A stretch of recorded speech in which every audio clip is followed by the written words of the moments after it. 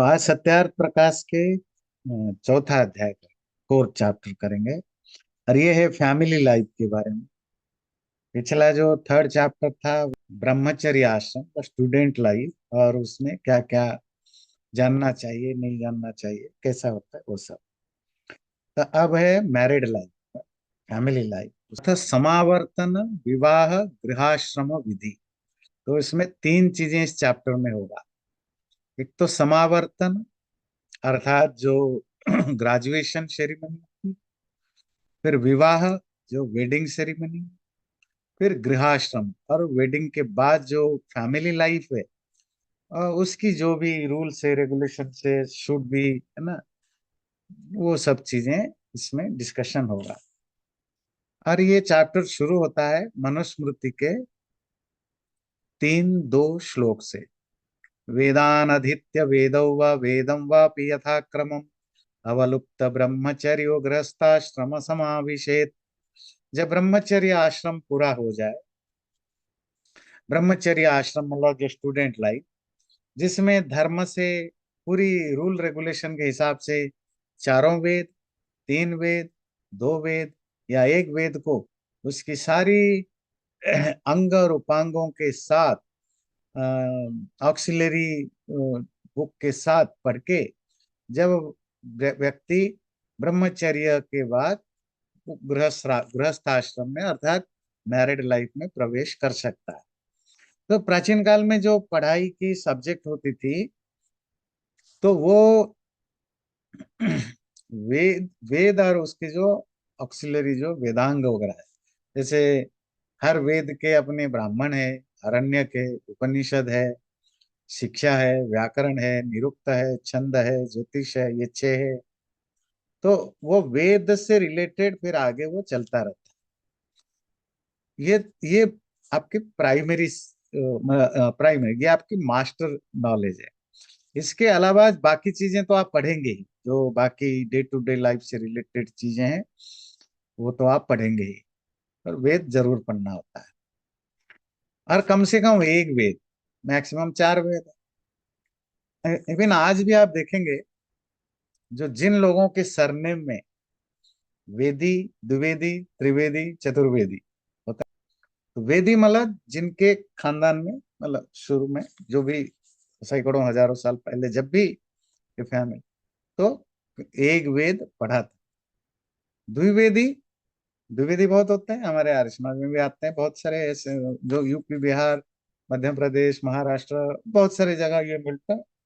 तो जिन्होंने 2 वेद पढ़ा है, त्रिवेदी जिन्होंने 3 वेद पढ़ा है, चतुर्वेदी जो 4 वेद। अरे इनका बिगड़ा हुआ रूप आजकल मिलता है यूपी वगैरह में, चौवे। ये चौवे चतुर्वेदी का ही डिस्टॉर्टेड फॉर्म में मिलता है। दुबे, दुबे आपके बहुत सारे फ्रेंड सर्कल में भी हो सकता है। ये दुबे द्विवेदी से बना है, जो 2 वेद पढ़ने वाले। क्योंकि यही रूल था, आप मिनिमम एक वेद तो, अगर आप गुरुकुल में है, बाकी सब पढ़ने के अलावा मिनिमम एक वेद और वेद के जितने भी ऑक्सिलरीज हैं उनको आपने फिनिश करना होता है अपनी ग्रेजुएशन होने के लिए। हाँ, वो आपकी सबसे, वो जिसको कहते हैं कंपलसरी क्रेडिट है ना। बाकी क्रेडिट तो जो दूसरे हैं है ना? तो चलिए, तो जो भी आपने गुरुकुल में पढ़ाई करने के बाद जब आप निकलते हैं, तब फिर आप एलिजिबल होते हैं, योग्य होते हैं विवाह करने के लिए। विवाह करने की 2 क्राइटेरिया है। जो द्विज है, द्विज मतलब जो एजुकेटेड है, जो गुरुकुल में गए हैं, ब्राह्मण, क्षत्रिय, वैश्य, ये 3 बन के निकलते हैं। तो ये तो पढ़ाई के बाद ही विवाह संस्कार आदि करेंगे। और जो गुरुकुल गया ही नहीं, पढ़ा ही नहीं, उसके लिए तो रूल रहा नहीं, वो तो फिर कुछ भी करे। इसलिए ज्यादातर रूल द्विजों के लिए होता है ना, शूद्रों के लिए, क्योंकि फिर वो उस ढांचा में नहीं आते हैं, जो अनपढ़ होते हैं, इलिटरेट होते हैं। खैर वो बात तो हम अलग बाद में करेंगे। तम प्रतीतम स्वधर्मेण ब्रह्मदाय हरम पितुः स्रग्मिणम तल्प आसीनम अर्हयेत प्रथमम गवा। तो जो ब्रह्मचारी ब्रह्मचारी तो अब रहा नहीं, ब्रह्मचारी मतलब स्टूडेंट, अब है स्नातक। स्नातक मतलब ग्रेजुएट। जो व्यक्ति स्वधर्म अर्थात आचार्य और शिष्य का, उससे युक्त पिता जनक अध्यापक से ब्रह्मदाय अर्थात विद्या रूप भाग का ग्रहण, माला का धारण करने वाला, अपने पलंग में बैठे हुए आचार्य को गोदान से सत्कार करे, वैसे लक्षण युक्त विद्यार्थी को भी कन्या का पिता गोदान दे के सत्कृत करे। तो ये बता रहे हैं कि कैसे जो लड़की का फादर चूज करे लड़के को। तो इनको जब आप पढ़ेंगे ना तो आपको कुछ एंशियंट हिंदू ट्रेडिशन की कुछ ग्लिम्स मिलेगा। तो क्या हो रहा था प्राचीन काल, तो विद्यार्थी जब पढ़ लिख जाती थी, पढ़ लिख जाता था, ग्रेजुएट होता था, तो वो आचार्य मतलब उसकी जो टीचर हैं गुरुकुल के, तो वो ट्रेडिशन होता है, वो ग्रेजुएशन सेरेमनी वगैरह, वो नहाते हैं, ग्रेजुएशन बाद नहाना, नहाने को संस्कृत में बोलते हैं स्नान, और जो नहा लिया उसको कहते हैं स्नातक। ग्रेजुएट को संस्कृत में बोलते हैं स्नातक, जिसने नहा लिया। नहा लिया in the sense graduation ceremony की जो वाटर है उससे नहा लिया, बात हो गई। इसीलिए ग्रेजुएट को हमारे यहाँ स्नातक। तो उसके बाद वो अपने आचार्य को एक गाय गिफ्ट में देता है दक्षिणा के रूप में। मतलब उसके माँ बाप उसके तरफ से गाय गिफ्ट में देते हैं दक्षिणा के रूप में। गाय क्या करते हैं, भाई गुरुकुल है, माँ दूध घी बहुत सारी चीजों की जरूरत होती है खेती बाड़ी की, तो गाय दे। और भी कुछ दे सकते हैं अगर आपकी पेरेंट्स और आप आप में कैपेबिलिटी है, क्योंकि रूल तो नहीं था कि कोई आप स्पेसिफिक फी या दक्षिणा देंगे, ये आपके ऊपर डिपेंड करता है। कभी कभी गुरु अपने तरफ से मांगते हैं कि भाई मुझे इसकी जरूरत है, कैन यू गिव इट। तो फिर शिष्य और उसकी शिष्य या उसके पेरेंट्स अगर कैपेबल हो तो वो देते हैं, तो ऐसा रहता है। तो जब आचार्य को या अपने गुरु को जो भी दक्षिणा देनी है दे दिया, दक्षिणा कोई 14 साल 12 साल पढ़ने के बाद क्या दक्षिणा देंगे, पर जो भी एक टोकन दक्षिणा दे दिया, उसके बाद जब घर आता है तो लड़की का फादर, जो कन्या का पिता, वो इनिशिएट करता है शादी के लिए, विवाह के लिए। तो वो जाता है, अगर उनकी डील हो गई, पहले से बातचीत हुई होगी कि भाई किसके साथ किसकी शादी होगी, जो भी फाइनल हो गया होगा। जो फॉर्मली जो होती है, तो कन्या का पिता तो अगेन एक गाय बछड़ा या एक जोड़ा गाय, कुछ कपड़े लेकर के, जो स्कॉलर शब्द है द्विज, स्कॉलर विद्वान जो ग्रेजुएट हुआ, उसको जाकर के देता है आज ए गिफ्ट, टोकन गिफ्ट, आगे जो मैरिज होगा उसके लिए। यहाँ तो कुछ स्पेसिफिक आप श्लोक पढ़ रहे हैं, जो विवाह विधि एक्चुअल विधि है उसमें तो फॉर्मली वो लड़की वाले गाय देते हैं, कपड़े देते हैं, पहले पानी पैर धोने के लिए, उसको कहते हैं पाद्य, फिर हाथ धोने के लिए उसको कहते हैं अर्घ्य, फिर पीने के लिए उसको कहते हैं पेय, फिर आसन देते हैं बैठने के लिए, एक पर्टिकुलर आसन में उनको बैठाया जाता है, फिर वस्त्र देते, कपड़े देते हैं कपड़े के लिए। तो ऐसे कुछ 7 8 चीजें उनको वहाँ आज ऑनर और वेलकमिंग गेस्चर, उनको ये छोटी छोटी चीजें दी जाती है। फिर मधु को जो शहद और दही, योगर्ट एंड हनी की मिक्सचर, ये सब चीजें आगे शायद आएगा, इसमें हम देखेंगे। तो इस तरह उनको वेलकम किया जाता है। ये यहाँ तो कोई विवाह रिलेटेड नहीं है, मनुस्मृति के कुछ श्लोक कोट कर रहे हैं जो ट्रेडिशनली किया जाता था।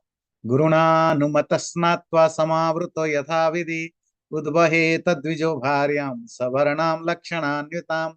गुरु की आज्ञा लेकर, गुरु की परमिशन लेकर स्नान करके, ये जो स्नान, ये समावर्तन स्नान है, अर्थात ग्रेजुएशन बाद ये करके गुरुकुल से अनुक्रम पूर्वक आके, अर्थात जो भी उनकी सीक्वेंस है उसके हिसाब से गुरुकुल से बाहर निकलकर ब्राह्मण क्षत्रिय वैश्य जो तीनों वर्ण के हो जाते हैं, अपने वर्णानुकूल सुंदर लक्षण युक्त कन्या से विवाह करे। ये इंटरेस्टिंग है। तो जब आप बाहर निकले तो आप कोई वर्ण लेकर आए, या तो आप ब्राह्मण हैं, क्षत्रिय हैं, वैश्य हैं। तो ब्राह्मण क्षत्रिय वैश्य कहाँ चूज होता था? गुरुकुल से। आपकी एजुकेशन, किस टाइप की चीजों को आपने पढ़ा है, आपकी टेम्परामेंट, आपके एटीट्यूड, आपकी ये सब चीजें देख करके, पर्सनालिटी देख के, और आपकी पढ़ाई लिखाई आगे जाकर किस तरह के आप जॉब करेंगे, आप क्षत्रिय वॉरियर बनेंगे, आप बिजनेस खेती बाड़ी आदि करेंगे, या पढ़ने पढ़ाने ज्ञान देने आदि सुपरवाइजर एडवाइजर इस तरह के काम करेंगे, तो आप ब्राह्मण। जो पढ़ाई नहीं हो तो शूद्र है, वो तो आप, वो तो जो दूसरे काम आर्ट क्राफ्ट सर्विस ये सब वाला काम में वो रहता है। तो ये जो तीनों वर्ण के लोग आते हैं, वाला ग्रेजुएट होकर के जब आए, उसको पता चला मेरी मीनिंग इसी तरह का है, तो शास्त्र, हिंदू शास्त्र कहते हैं, मतलब मनुस्मृति में ही आता है, फिर वो सवर्ण अपने वर्ण वाली, वर्ण जैसी लड़की को देखे, और जिसमें वो सारे, मतलब आप क्षत्रिय हो तो आप ऐसी लड़की को चूज करना जो खुद क्षत्रिय वर्ण की हो। वर्ण गुरुकुल से निर्धारित हुआ है ना। आप अगर ज्ञान में रुचि रखते हो तो आपकी पत्नी को भी ऐसा ही चूज करना जो ज्ञान में, अर्थात पति और पत्नी, लड़का लड़की जब एक दूसरे को चूज करें, अपने वर्ण का ध्यान रखें। जो वर्ण वो सिस्टम कोलाप्स हुआ, फिर कास्ट सिस्टम आया, तो हमने फिर कास्ट का ध्यान रखने लग गए। That's a different thing. और अपने योग्य कंपैटिबिलिटी देखनी जरूरी है। भाई एक बहुत ज्यादा हाईली पढ़ा लिखा लड़का है और लड़की कुछ भी नहीं पढ़ी है, सपोज शूद्र घर की है, तो कैसे मैचिंग हो? मिडिएवल एज में तो ये हुआ, हमारे जो पेरेंट्स या ग्रैंड पेरेंट्स वगैरह में यही हुआ। मतलब बाप दादा ये पढ़े लिखे थे, माँ दादी माँ वगैरह अनपढ़ थी, तो हुआ क्या? बाय डिफॉल्ट महिला कंट्रोल्ड रही, मतलब सप्रेस्ड रही, उसको सिर्फ नौकर की तरह रखने से, क्योंकि पढ़ी लिखी नहीं है, उसका कंट्रीब्यूशन जीरो हुआ सिवाय खाना पीना बनाना और मजदूरी वाला काम करने का। वो अपने बच्चों को ठीक से सिखा पढ़ा नहीं सकती है, तो बाप की वो वैल्यू बढ़ गया। ध्यान रखिए, है ना। तो इसीलिए, पर हमारे शास्त्रों में ठीक अलग कहा कि कंपैटिबिलिटी देख के, अपने वर्ण देख के, अपने योग्य, अपने जैसा देख करके ही विवाह करना। और जब आप विवाह करें, कुछ चीजों को ध्यान रखना है। असपिंडा च या मातु, रसगोत्रा च या पितु, सा प्रशस्ता द्विजातीना दार कर्मणि मैथुने। विवाह करने में या इंटरकोर्स करने में, ये दोनों में, अगर आप विवाह नहीं करके भी किसी के साथ आपकी कोई फिजिकल रिलेशनशिप होता है, तो भी इन दोनों स्थितियों में दो द्विज हैं, जो पढ़े लिखे लोग हैं, वो इस चीज को ध्यान रखे। क्या? अपनी माँ के खानदान में, फैमिली में 6 जनरेशन तक, और अपने फादर की जनरेशन में पूरा एक गोत्र तक किसी भी लड़का या लड़की से विवाह ना करे इंटरकर्स करने में, क्योंकि उन दिनों प्रिवेंटिव कोई व्यवस्था नहीं थी। फिजिकल रिलेशनशिप होने का मतलब बच्चा पैदा हो सकता है बिना विवाह के, और विवाह करते हैं तो भी फिजिकल रिलेशनशिप बनेंगे तो बच्चा बनेगा। तो पति पत्नी चुनते समय बहुत सारे चीजें जो ध्यान रखेंगे, उसमें बहुत ही एक इंपॉर्टेंट फैक्टर है, वो क्या है? सपिंड। तो 6 जनरेशन तक माँ के साइड की फैमिली के किसी भी लड़का या लड़की से विवाह नहीं करना, और पिता के तरफ से, फादर के तरफ से पूरा एक गोत्र, गोत्र कहते हैं जो आपकी फैमिली लीनेज जहां से स्टार्ट होती है, वो 100 जनरेशन भी जा सकता है।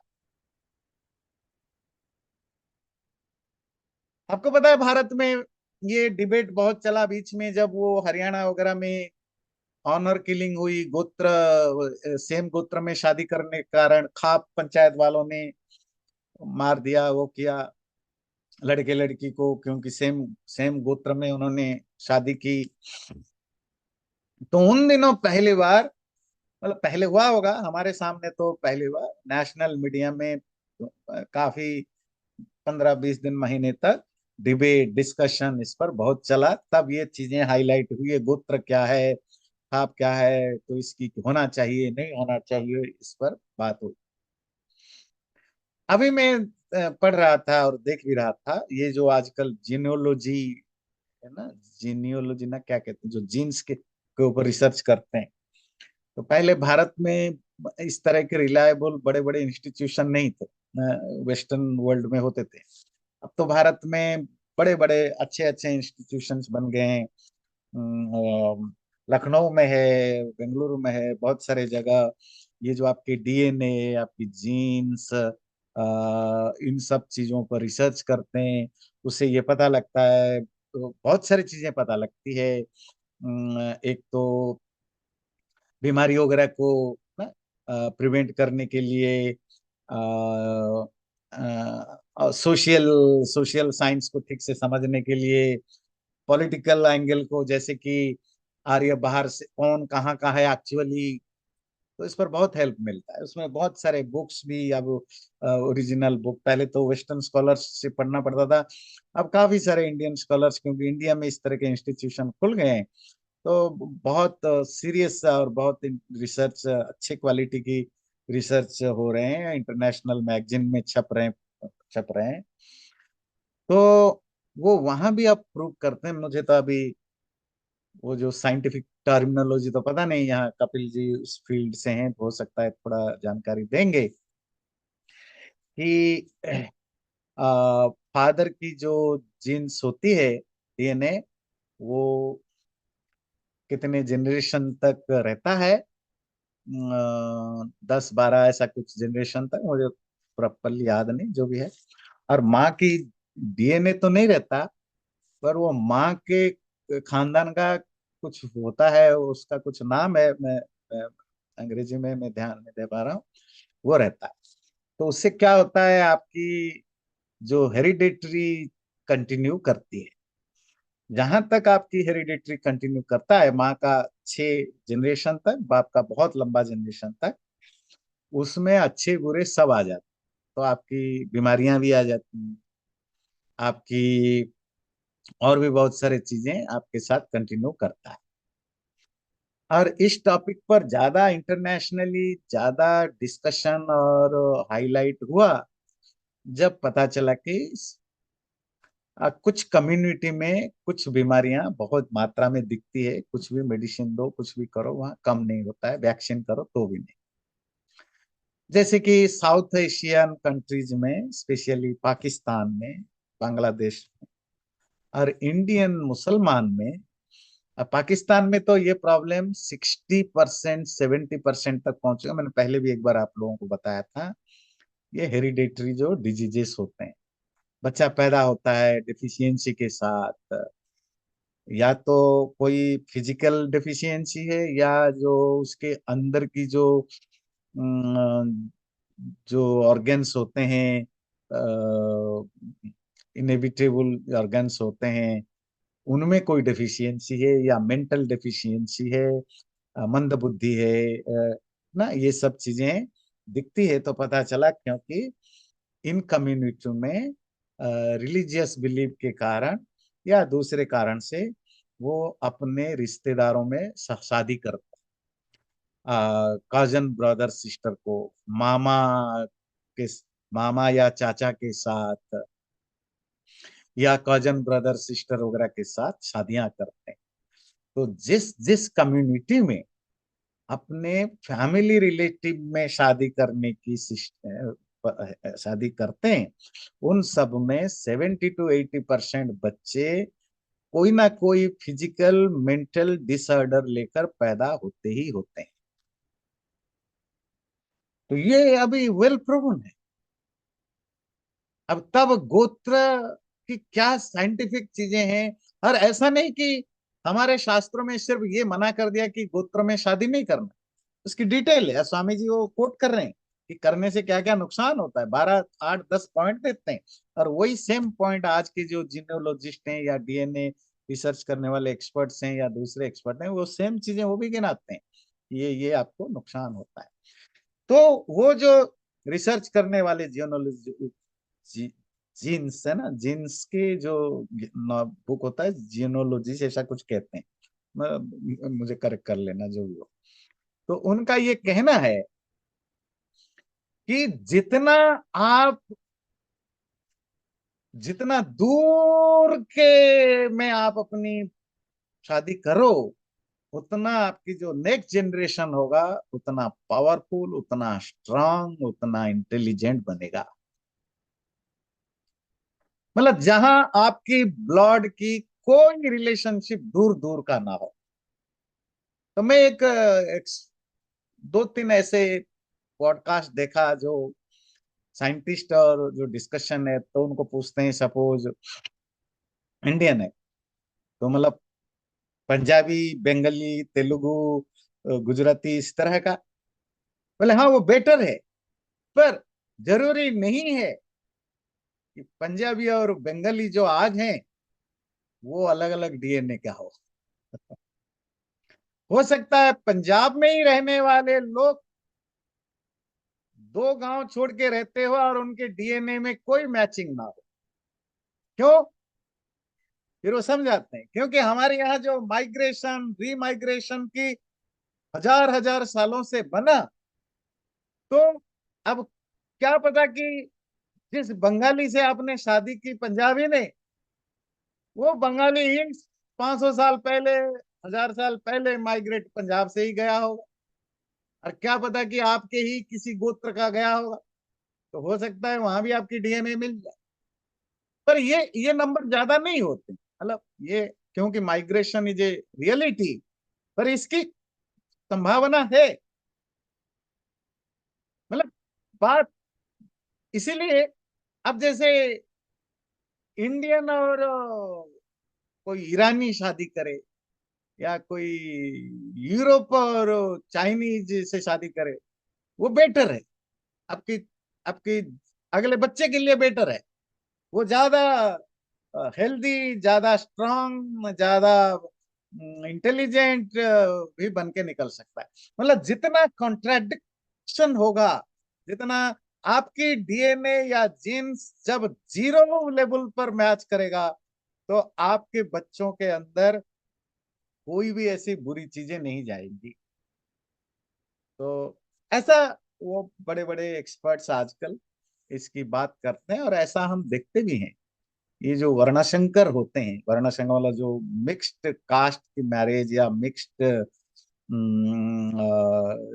रेस की मैरिज से जो बच्चे होते हैं, वो ज्यादा हाइट वाई में भी बड़े होते हैं, उनके हेल्थ भी बहुत बड़ा होता है।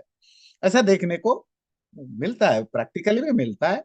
और वही हमारे शास्त्रों में, स्पेशली धर्म शास्त्रों में इसको बताया गया। अब जो ट्रेडिशनल सोसाइटी है ये खाप पंचायत टाइप की, तो वहाँ खैर वो तो वायलेंस तक चले जाते हैं, दैट्स ए बैड थिंग। पर गोत्र में शादी ना करने का ये परंपरा अभी भी है। इवन मैंने सुना है, इवन जो प्लांट्स की भी है ना। सपोज आप खेत में एक ही टाइप का, सपोज आप गेहूं उगाते हैं, और हर साल आप सेम जीन की गेहूं आप उगाते हैं, मतलब सेम वो की, तो कुछ सालों के बाद वो खेत में ढंग का गेहूं बनेगा ही नहीं। तो जो स्मार्ट किसान है, तो मतलब जो अभी उनको एजुकेट किया जाता है कि आपने गेहूं उगाया, फिर उसके बाद और कुछ उगाई, समथिंग डिफरेंट, बिल्कुल अपोजिट, कुछ सब्जी करिए, कुछ चना उगाइए, कुछ करिए। 2 3 साल अगर आपने पर्टिकुलर टाइप की गेहूं उगाई, उसके बाद दूसरे वेराइटी की गेहूं डालिए, जितना वेरिएशन रहेगा खेत में, तो आपकी फसल की जो वो भी वो अच्छा रहेगा। मतलब आप एक टाइप की, एक वेराइटी की गेहूं या धान वगैरह, उससे आप 4 5 साल अच्छी फसल ले सकते हैं। उसके बाद उसकी प्रोडक्टिविटी कम होगी, उसकी क्वालिटी कंप्रोमाइज्ड होगी, उसमें कीड़े ज्यादा लगेंगे, वो पौधे छोटे छोटे होंगे, फिर और चीजें होंगी। तो इसका मतलब है कि एक ही खानदान के बच्चे अगर पैदा होते रहते हैं, मतलब अगर वो सेम खानदान के हैं, वो फिर वीकर वीकर वीकर होते जाते हैं। आपको दूसरे खानदान के खून मिलाने की जरूरत है, रिश्ता मिलाने की जरूरत है। अब देखिए, अ, अब ये सब चीजों पर काम अगर दुनिया में कहीं भी हुआ है, अब बड़े साइंटिफिकली हुआ है, वो हिंदू धर्म में। ये जो गोत्र कंसेप्ट है, ये जो पिंड कंसेप्ट है, सपिंड कंसेप्ट है, अब ये कितने हजार हजार सालों से, मतलब रामायण महाभारत तक में भी ये था कि ये तो हमारे यहाँ। अब आज जब जीनियोलॉजी डेवलप होता है तब पता लगता है कि ये कितना ट्रुथ है। तो बहुत सारे मामलों में हमारे जो धार्मिक विचार हैं, वो काफी पहले एक्सपेरिमेंटेड होकर ही आए थे, और क्योंकि हम उनको नहीं समझे तो हमने पोंगापंथी कह के छोड़ दिया। अब जब नई नई साइंस के फील्ड डेवलप होते हैं तो पता लगता है, अरे ये तो बिल्कुल सही है।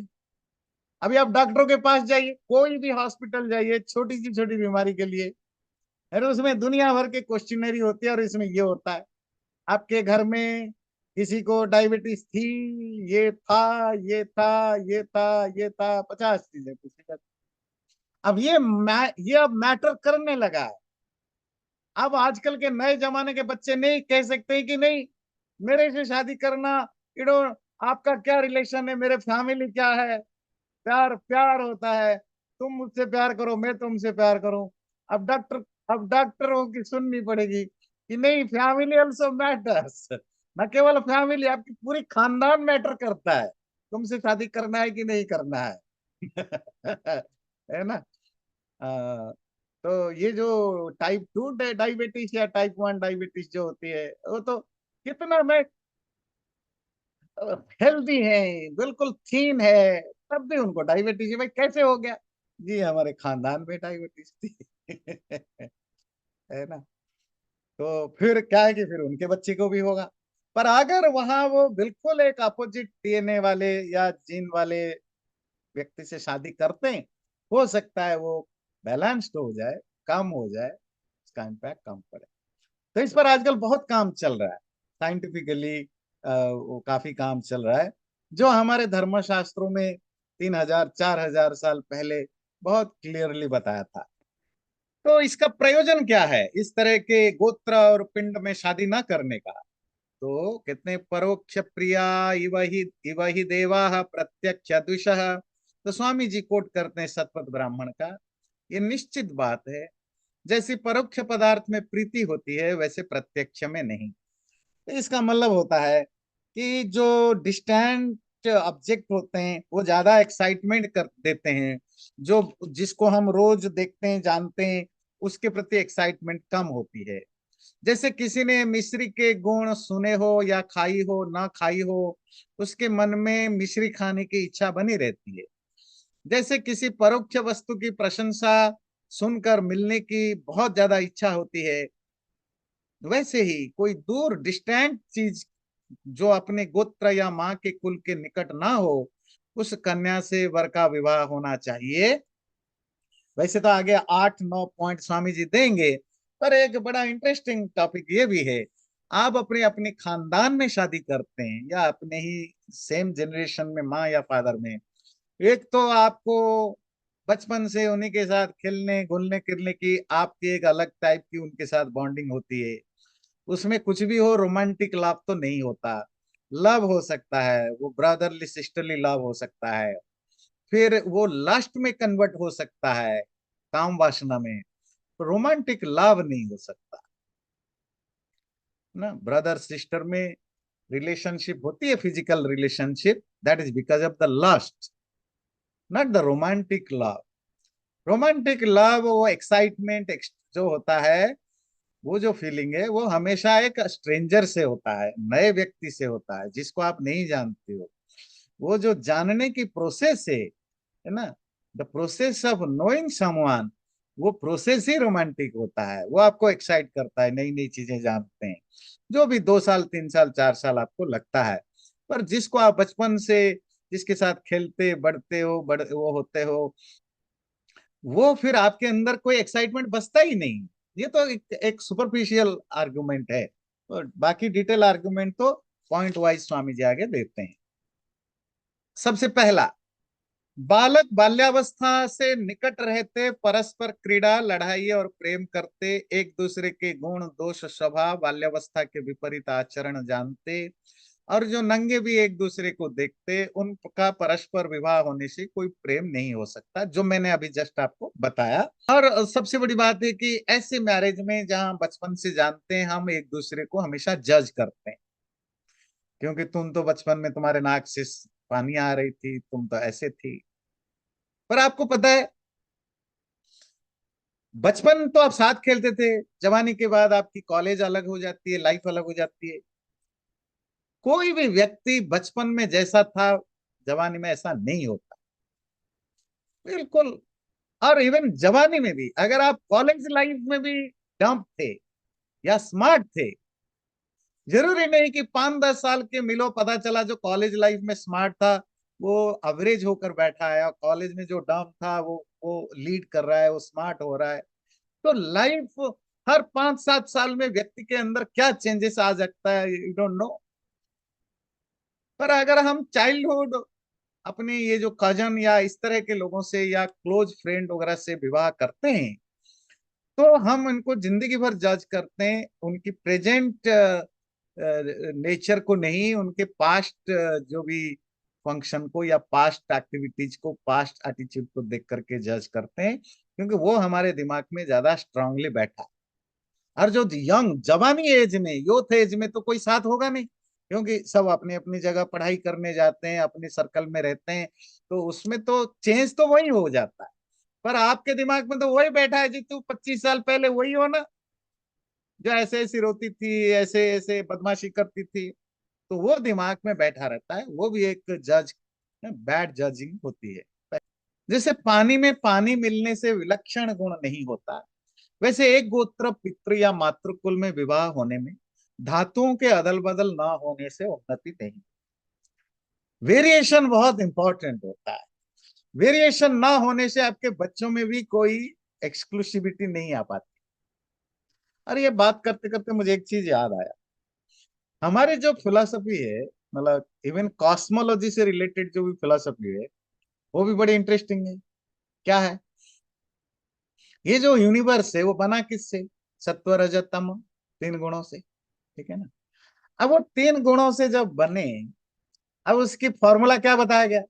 अगर ये तीनों बैलेंस्ड हो, पैरेलल हो, सेम सेम नंबर का हो, 33.33 30.3, तो that is the state of प्रलय, डिसोल्यूशन। क्रिएशन कैसे होता है? जब उनमें प्रोपोर्शनल वेरिएशंस होते हैं। वेरिएशंस इंपॉर्टेंट है क्रिएशन के लिए। बात समझ में आती है? और ये हमारे हिंदू फिलोसफी में सत्व रजत तमो में जब वेरिएशंस होता है, प्रोपोर्शनल वेरिएशंस, तो नए नए सृष्टियां होती हैं। मिट्टी बनने के लिए जो प्रोपोर्शन चाहिए, आग बनने के लिए वो डिफरेंट प्रोपोर्शन चाहिए। अगर आप सबको सेम प्रोपोर्शन में रखो तो मिट्टी ही मिट्टी बनेगा, आग ही आग बनेगा। पर आग में जो तेज है या मिट्टी में जो डोरमेंट स्टेज है, वो दोनों में कितना अंतर है। तो वो फिलोसफी तो वहीं से स्टार्ट हो जाती है। Difference matters, variation matters. और वहां भी वही बताते हैं, पुरुष और प्रकृति। पुरुष प्रकृति की मेथड फिलोसफी में ले गया समझाने के लिए, उनकी नेचर को समझिएगा। प्रकृति प्राइमोडियल स्टेट ऑफ मैटर है, मैटेरियल चीजों की जो बेसिक है, उसकी नेचर, उसकी प्रॉपर्टी। और पुरुष जो परमात्मा जिसको कहते हैं चेतन, उन दोनों में क्या सिमिलैरिटीज है? नथिंग। एक चेतन है, एक जड़ है, एक सेंटिएंट है, एक इनसेंटिएंट है, दोनों के फंक्शन अलग है। ये वेरिएशन जरूरत है किसके लिए? क्रिएशन के लिए। तो आप अगर वहां से नहीं पकड़ेंगे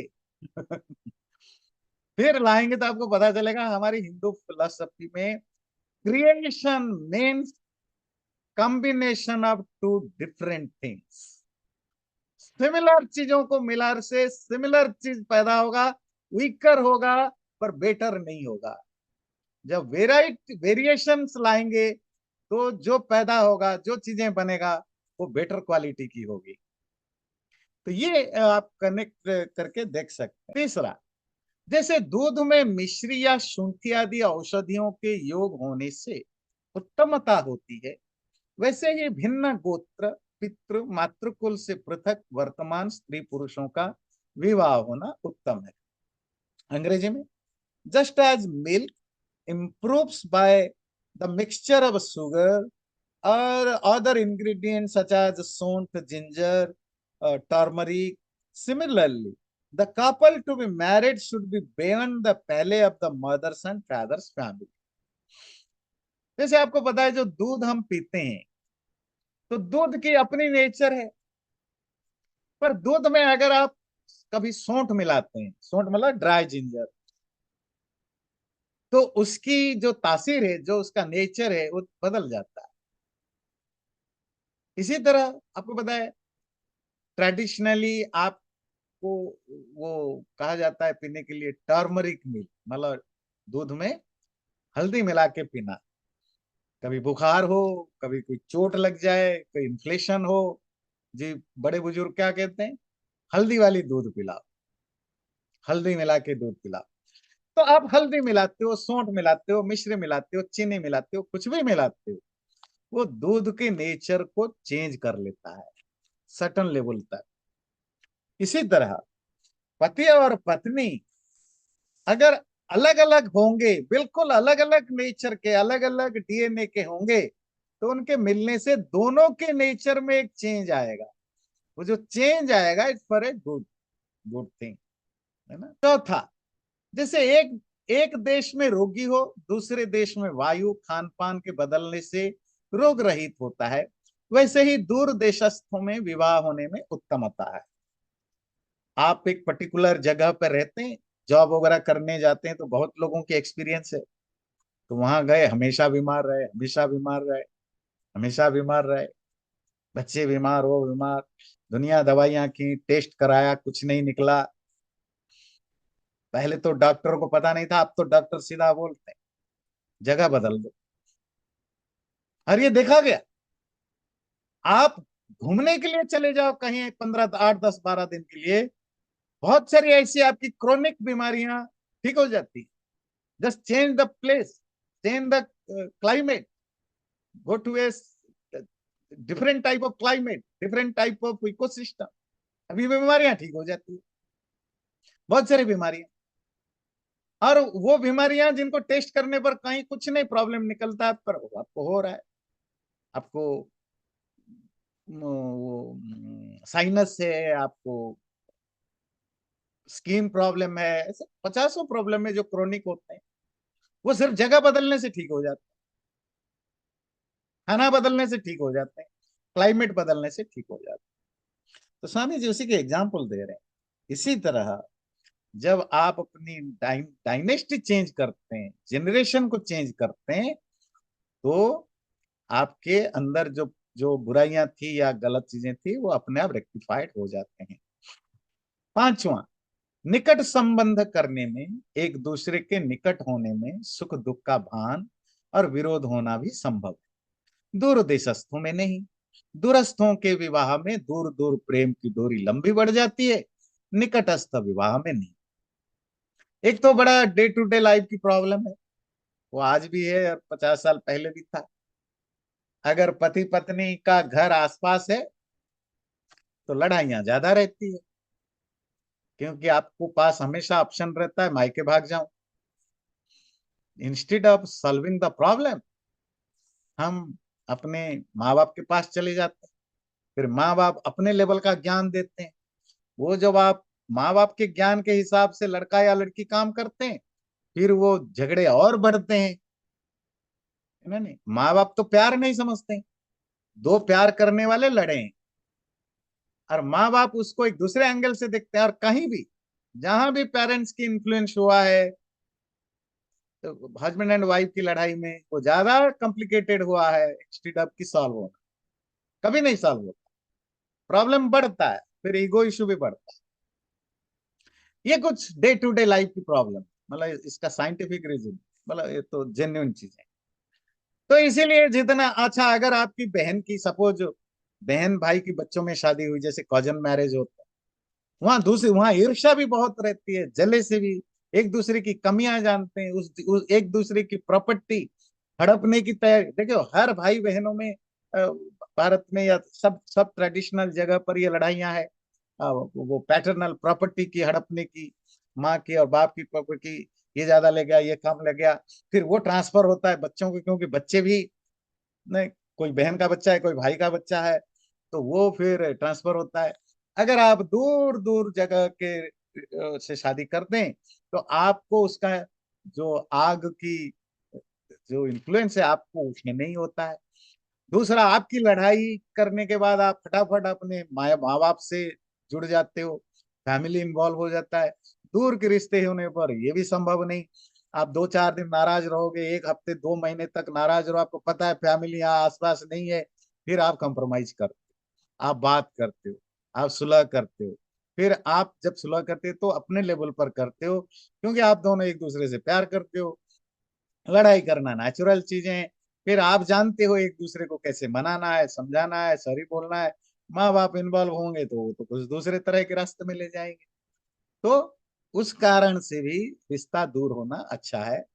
और छठा, दूर दूर देश के वर्तमान और पदार्थों की प्राप्ति भी दूर संबंध होने से सहजता से हो जाती है, निकट विवाह होने से नहीं।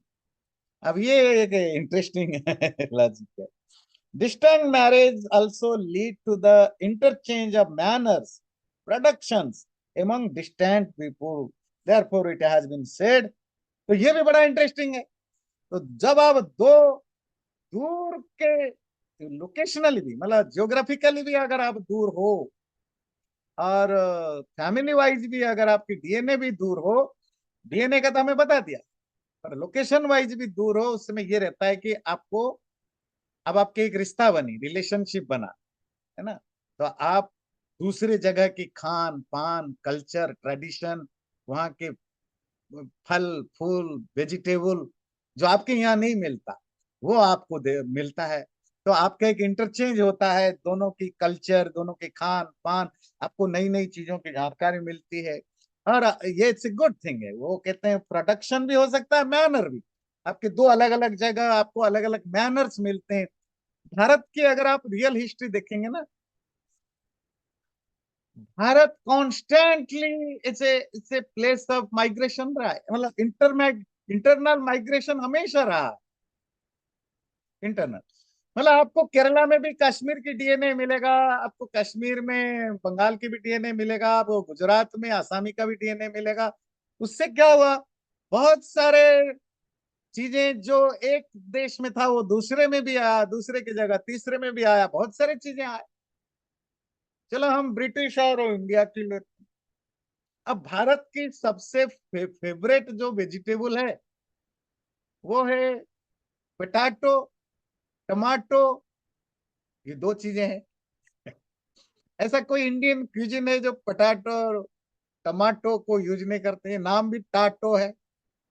ये दोनों नॉन इंडियन है, ये ब्रिटिश लेकर आए। इसीलिए आलू को पुरानी भाषा में बिलायती आलू कहा जाता है।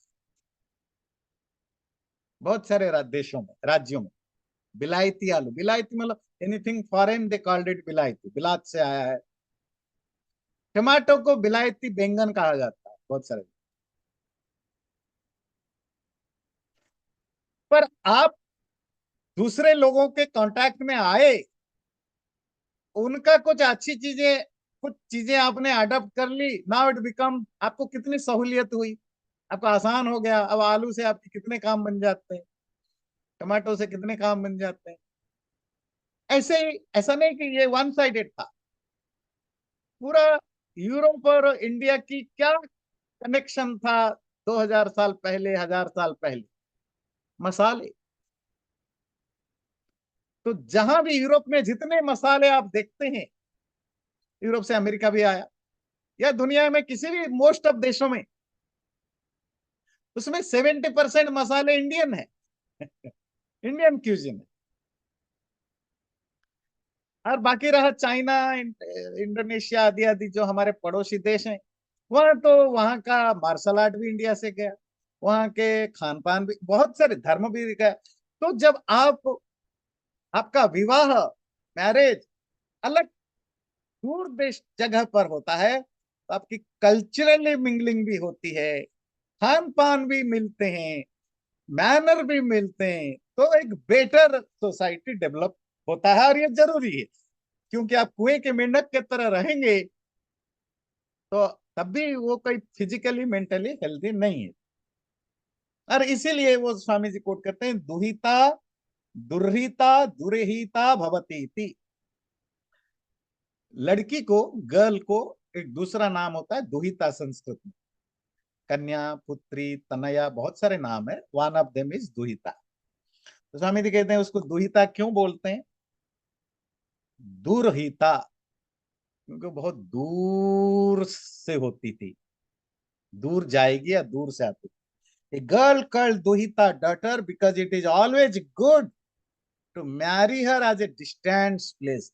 दूर भेजने पर ही हित है, अच्छा है। दूरे हिता and not in near one. आप कहेंगे लड़कों के बारे में क्यों नहीं कहा? भाई पहले जमाने लड़कियां ही तो शादी करके हस्बैंड के घर जाते थे ना। लड़के आज भी कहाँ, लड़की के घर कितने, कुछ कल्ट कुछ ट्राइब में है, दुनिया में सब जगह मोस्टली लड़के ही ब्याह करके लड़का के घर जाती थी, लड़का बहुत रेयरली आते थे। तो इसीलिए दूर देने से ही भला है, इसीलिए उसका नाम दूर दुहिता बना। सातवां, कन्या के पितृकुल में दारिद्र्य होने का भी संभव है, क्योंकि जब जब कन्या पितृकुल में आवेगी तब तब उसको कुछ ना कुछ देना ही होगा। अब एक दूसरी, अगर लड़की वाले, लड़की का घर पास में हो और लड़की बेचारी गरीब, लड़की का पेरेंट्स गरीब हो, और दामाद और बेटी अगर पास में रहते हैं उनकी, ये तो मैं खुद जानता हूँ गांव की, मैं क्योंकि रूरल एरिया का हूँ, तो ये तो मैं अभी भी देखता हूँ कि लड़की और दामाद जब घर जाते हैं तो उनको कुछ ना कुछ देना ही पड़ता है। मतलब 10 साल 25 साल के बाद भी लड़की जाए तो उसको कपड़े दो, उसको कुछ ना कुछ दो। फिर दामाद जाए उसको प्रॉपरली ट्रीटमेंट करो। ठीक है, जिन थोड़ा बहुत मिडिल क्लास है, पैसा है, वो तो ठीक है। पर जो जो गरीब हैं, जो मजदूरी करते हैं, उनके पास है, वो रोज अगर महीने में 2-4 बार दामाद आ जाए, उनके तो पूरे महीने के राशन का खत्म हो जाए। उनको मीट लाओ, मीट कितने महंगे होते हैं। वेजिटेरियन तो कम, वेजिटेरियन ही हो भी पनीर चलो लाएंगे। अब 3-4 बार पनीर लाएगा तो गरीब की तो 2 हफ्ते की राशन खत्म हो जाएगा। फिर लड़की को अपना आई है तो एक नया साड़ी दो, नए कपड़े दो, है ना। तो ये भी एक इशू रहता है। एक ये तो हुआ, इसकी वाइस वर्सा भी है, वो भी मैं ये डायरेक्ट एक्सपीरियंस से बता सकता हूँ। रूरल, ये तो शहरों में भी गांव में दोनों जगह, अगर लड़की गरीब घर की है तो उसमें कुछ लड़कियों में ये रहता है पति से शादी करने के बाद कि वो अपने पति के कुछ पैसा या जो भी है वो छुपा के या करके अपने घर में दे आती है। उससे क्या होता है, पति के घर में क्लेश होता है, लड़ाई होती है उसके साथ, वो पकड़ी जाती है तो उसके साथ बुरा व्यवहार होता है, सास ससुर ताना मारते हैं। तो उसको भी बोले इट्स इट्स कॉन्स्टेंटली। और लड़की है, अब है तो किसी की बेटी, उसको भी लगता है भाई अगर मेरे पति के घर में बहुत पैसा है, थोड़ा पैसा मैं अपने माँ बाप को दे देता। वो अपने उस एंगल से देखती है, पर फिर उसमें भी कर। पर ये नहीं होता अगर दूर की शादियां होती। ध्यान रखिए, आज जो हम पढ़ रहे हैं दूर की शादियों के फायदे। है ना। लास्ट है, कोई निकट होने से एक दूसरे को अपने अपने पितृकुल के सहाय का घमंड, और जब कुछ भी दिनों में वैमनस्य हो, झगड़ा हो, स्त्री झट से पिता के कुल चली जाएगी, एक दूसरे की निंदा अधिक होगी, विरोध भी, क्योंकि प्राय स्त्रियों का स्वभाव तीक्ष्ण और मृदु होता है। इत्यादि कारणों से पिता के एक गोत्र माता की 6 पीढ़ी समीप देश में विवाह करना अच्छा नहीं है। और ये बात, ये जो चीजें आपने पढ़ी, ये जो लड़ाइयाँ झगड़ा या जो भी होती है, मुझे तो पहले लगता था ये हमारी इंडियन कल्चर में ये ज्यादा है, या जो ट्रेडिशनल चाइनीज वगैरह वहां होता है। तो मैं ये अमेरिका की बहुत सारे डॉक्यूमेंट्री देखता हूँ, अमेरिका की कल्चर से रिलेटेड, फैमिली से रिलेटेड। यहाँ भी बिल्कुल सेम प्रॉब्लम है, सास बहू की लड़ाइयां यहाँ भी होती है। इवन अलग रहते हैं तो भी होती है, साथ रहते हैं तो भयानक होता है। लड़की के पेरेंट्स अगर रिच हैं, थोड़ा कंपैरेटिवली रिचर हैं किससे, दामाद से, तो दामाद को नीचा दिखाना बिल्कुल नहीं भूलते, यहाँ भी गोरे करते हैं। यहाँ भी जो व्हाइट पेरेंट्स है, अपनी बेटी अगर प्यार करके किसी, मैं अभी एक डॉक्यूमेंट्री देख रहा था, तो उसका बहुत सारे फैमिली की जो इशू है, उसमें एक था कि वो लड़की, उसकी जो पापा है रियल्टर है, बहुत पैसा है, उसकी माँ भी शायद कुछ जॉब फॉब करती है, अच्छा कमाती है, लड़की पढ़ी लिखी है, पर उसको जिसको चुना वो, अभी की बात है, मतलब 5-7 साल पहले की बात है, मालूम, जो न्यूज को एक डॉक्यूमेंट्री टाइप में जो प्रेजेंट था, तो उसमें लड़का जो है उसको फोटोग्राफी में इंटरेस्ट था, वो फोटोग्राफर बना। फोटोग्राफर की कितनी पैसा होती है, वो तो पैशन है जो भी। वो जब भी ससुराल आए, डाइनिंग टेबल पर उसका जो फादर इन लॉ है ताना मारे, when you are going to get a real job, I am a photographer, yeah, that's your hobby, real job, how much you are earning, do you think you can make my daughter happy with that? सो ताना मारना, taunt करना। फिर कुछ तो family में ऐसा है कि लड़की की, वो लड़का का कुछ छुड़ाने के लिए भी बड़े सारे कंस्पिरेसी षड्यंत्र करते हैं कि लड़की इसको छोड़ दे। और इंडिया में भी होता है ऐसे। अगर आपकी लड़की ने अपने से कम पैसे वाले लड़के को शादी कर ली, और ये क्यों होता है, क्योंकि पास पास रहते हैं तो कॉन्स्टेंटली आना जाना रहता है। अगर वो न्यूयॉर्क में होता और वो जो फैमिली वाले, लड़की का घर टेक्सास में होता, तो शायद महीने में एक बार मिलते, साल में दो कुछ बार मिलते। क्योंकि जब कॉन्स्टेंटली इन लॉज का इन्वॉल्वमेंट होता है, तो कुछ ना कुछ इनडायरेक्टली डायरेक्टली टोंट वगैरह होता है ना। और फिर इन, सपोज दामाद है, सन इन लॉ है, उसकी मैनर अलग होगा, जो लड़की है उसकी कुछ फैमिली कल्चर मैनर टाइप की अलग होगी। इवन अमेरिका की सोसाइटी की बात कर रहा हूँ, तो उसमें भी कंफ्लिक्ट होता है। तो इसीलिए ये कंक्लूजन आगे तो और डिटेल पढ़ेंगे कि ये रिकमेंडेड है, फैमिली वाइज भी दूर होना चाहिए, लोकेशन वाइज भी दूर होना चाहिए, फिजिकली मेंटली सोशियली खुश रहे, और हेरिडेटरी भी अच्छा, अगला अपस्प्रिंग अच्छा बने। इसके लिए दूर की शादी हमारे धर्म शास्त्रों में हमेशा रिकमेंड किया गया है।